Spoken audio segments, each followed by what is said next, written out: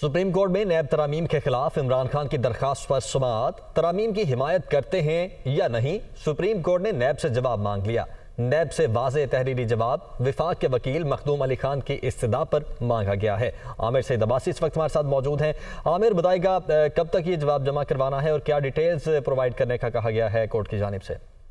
دیکھیے، پیر تک کے روز کا وقت دیا گیا ہے نیب کو کہ وہ واضح موقف اپنائے کہ کیا وہ جو ترامیم حکومت کی طرف سے کی گئی ہیں ان کی حمایت کرتے ہیں یا نہیں کرتے۔ آج سپریم کورٹ میں نیب ترامیم کے خلاف جو عمران خان کی درخواست تھی اس پر سماعت ہوئی، اور اس موقع کے اوپر جو وفاق کے وکیل ہیں مخدوم علی خان، انہوں نے استدعا کی کہ اس پورے معاملے کے اوپر نیب سے بھی جواب مانگا جائے، جس کے بعد سپریم کورٹ نے نیب سے واضح جواب مانگ لیا ہے کہ وہ نیب ترامیم کی حمایت کرتے ہیں یا نہیں کرتے۔ اس حوالے سے عدالت نے یہ بھی سوال مانگا نیب سے کہ زیر التوا تحقیقات میں مقدمات کتنی مالیت کے ہیں اور ان کے حوالے سے بھی نیب کا کیا موقف ہے کہ ان کا مستقبل کیا ہوگا۔